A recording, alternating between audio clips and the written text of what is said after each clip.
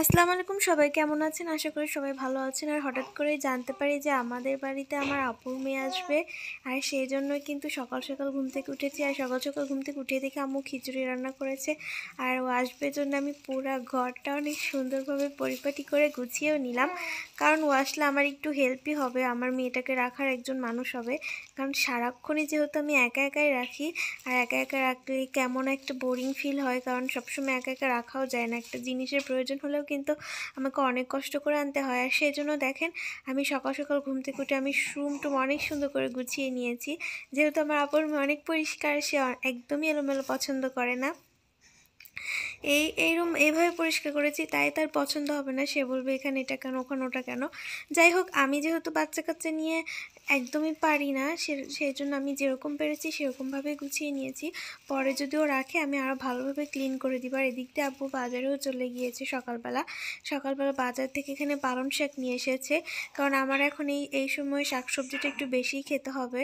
আমার এমনিতেই অনেক কনস্টিপেশনের প্রবলেম, তারপরেও কিন্তু আমি শাকসবজিটা একদমই খেতে পারি না। তাই এখন থেকে চেষ্টা করতেছি শীতকালীন মানে সবজিগুলো কিন্তু খাবো। সিমটা এখন আমার খাওয়া যাবে না, কারণ যেহেতু সি সেকশনের খুব বেশি দিন হয় না। আর এখানে হচ্ছে আমাদের বাসার আন্টি তাদের নিজেদের জায়গার মটর শাক তুলে দিয়েছে ভর্তা বানিয়ে খাওয়ার জন্য। আর আব্বু সকালবেলা এখানে টাটকা টাটকা গরুর মাংস নিয়ে এসেছে। গরুর মাংসটা কিন্তু অনেক সুন্দর ছিল। আর আজকে ভাবছি যে ও যেহেতু আসবে, রান্নাটা কিন্তু আমিই করব। সেজন্য আমি রান্না করার জন্য কিন্তু সব কিছু এখানে আম্মু রেডিও করে দিয়েছি। এগুলো আমার কিছুই রেডি করতে হয়নি, আমি এতক্ষণ বাবুকে রেখেছি আর ততক্ষণে আমার আম্মু সব কিছু রেডি করে ধুয়ে বেটে একদম দিয়েছে। আমি জাস্ট গরুর মাংসটা রান্না করবো। আর এইভাবে কিন্তু গরুর মাংস রান্না করলে অনেক মজা হয়। আপনারা চাইলে কিন্তু আমার টিপসটা ফলো করতে পারবেন। আবার অনেকে বলবেন যে আমি আপনাদেরকে রান্না শেখাচ্ছি না, আমি রান্না শেখাচ্ছি না, আমি যেভাবে রান্না করি সেটাই আপনাদেরকে দেখাচ্ছি। আপনারা চাইলে এভাবে রান্না করতে পারেন, খেতে কিন্তু অনেক মজা হবে। আমি আলুগুলো আগে ভেজেই নিই একটু হলুদ দিয়ে আর লবণ দিয়ে। এভাবে কিন্তু আলুর যে একটা কাঁচা স্মেলটা সেটাও চলে যায়, খেতে কিন্তু অনেক ভালো লাগে। আমি আলুটা ভেজে নিয়ে উঠিয়ে রাখবো। আর অনেকেই বলতে পারেন যে আমি কেন, আমাদের রুম একরকম রান্নাঘর এরকম কেন দেখতে, বা কড়াইটা এরকম কেন। প্লিজ এগুলো একটু স্কিপ করবেন। কড়াইটা হচ্ছে আমাদের অনেক পুরনো, আমার আম্মুর সেই প্রথম জীবনের কড়াই। এটাতেই কিন্তু রান্না করা হয়। আর যেহেতু আমাদের নিচে এসে রান্না করতে হয়, কারণ উপরে আমাদের সাপ্লাই গ্যাস নেই। আর এত ধোঁয়া উঠতেছিল, আমরা রান্না করার সময় ক্যামেরাতে পুরো ধোঁয়া পড়ে যাচ্ছিল।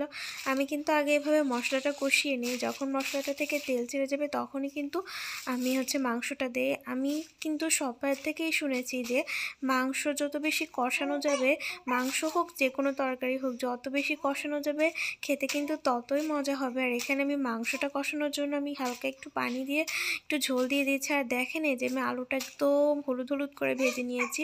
মাংসটা যখন 80% সিদ্ধ হয়ে যাবে তখনই কিন্তু আলুটা দিয়ে দিতে হবে। আর আজকে বিকালে আমরা কোথায় যাই আমার আপুর মেয়ে আসার পর সেটাও কিন্তু আপনাদের সাথে শেয়ার করব। সো ভিডিওটা না টেনে একদম শেষ পর্যন্ত দেখতে থাকুন, আশা করি অনেক ভালো লাগবে। আর দেখেন আমার মাংসটা কষানো প্রায় শেষ। এই মুহূর্তে আমি এখন হালকা একটু গরম পানি দিয়ে দেবো, মানে ঝোলের পানি যতটুকু আমি ঝোল রাখবো ততটুকুই কিন্তু দিয়ে দিব। নতুন আলু, আমি আলুটা একটু বেশি করে দিয়েছি, কারণ আলু আমার মাংসে অনেক পছন্দ হয়। আর এই মাংসটা খেতে আমি অনেক বেশি পছন্দ করি। আমার ঝোলের পানিও দেওয়া হয়ে গেছে। এখন আমি বেশ কিছুক্ষণ জাল পেরে কিন্তু আমি নামিয়ে নিব। খুব বেশি একটা পারবো না, কারণ আমার মাংসটা অনেক সিদ্ধ হয়ে গেছে। আর আমার একটু শক্ত মাংস খেতে বেশি পছন্দ। আর এটা হচ্ছে আমার আব্বু পছন্দ করে শক্ত মাংস খেতে। এই তো আমার মাংসটা প্রায় রান্না শেষ। এখন লাস্ট মুহূর্তে আমি একটু জিরা গুঁড়া দিয়ে দিয়েছি, আর সেটা দিয়ে কিন্তু আমি নাড়াচাড়া করতেছি। জিরা গুঁড়া দেওয়া শেষ হলে একটু ফ্লেভারটা কিন্তু অনেক সুন্দর আসে। দেখেন আমার মাংস রান্না শেষ, এখন ফাইনাল লুক। এটা হচ্ছে আমার মাংস, দেখেন কালারটা দেখেই বোঝা যাচ্ছে কত বেশি লোভনীয় হয়েছে। আর এদিক দিয়ে কিন্তু আমার আপুর মেয়ে চলে আসার টাইমও হয়ে গেছে। আমার আপুর মেয়ে মানে আমার ভাগ্নি, দেখেন সে চলে এসেছে। এখন এখন সে একটা জিনিস কেনার জন্য তার বাবার সাথে একটু বাইরে যাচ্ছে। অ্যান্ড আপনারা ভাবতে পারেন যে সে চলে যাচ্ছে নাকি, না সে চলে যাচ্ছে না, আবার একটু পর চলে আসবে। যাই হোক, আর বিকালে আমরা কোথায় যাই, মানে আমাদের সেই আন্টির বাসায়, যেটা হচ্ছে সুন্দর করে যেখানে একটা বাড়িঘর মানে ঘর তৈরি করে বানানো হয়েছে, সেখানে কিন্তু আমরা যাব। যাই হোক, ও জিনিসটা কিনে নিয়ে আসার পরে কিন্তু আমরা সেখানে ঘুরতে যাব। আপনারা কিন্তু ভিডিওটা দেখতে থাকুন। এই যে দেখেন আমরা ফাইনালি কিন্তু সেখানে চলে এসেছি আমাদের আন্টি যে সুন্দর সুন্দর সেই বাড়িটাতে। যাই হোক, এই বাড়িটার ভিডিও কিন্তু আপনারা কালকে পাবেন।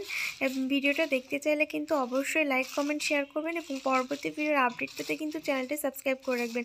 আর অনেকে ভাবতে পারেন আমার বিউটি চ্যানেলে আমি ব্লগ কেন আপলোড করি, কিন্তু আপনারা একটু খেয়াল করে দেখবেন আমার এটা কিন্তু বিউটি এবং ব্লগ দুইটা চ্যানেলই। থ্যাংক ইউ সবাইকে। আজকের ভিডিওটা এই পর্যন্ত, ভালো থাকবেন সবাই।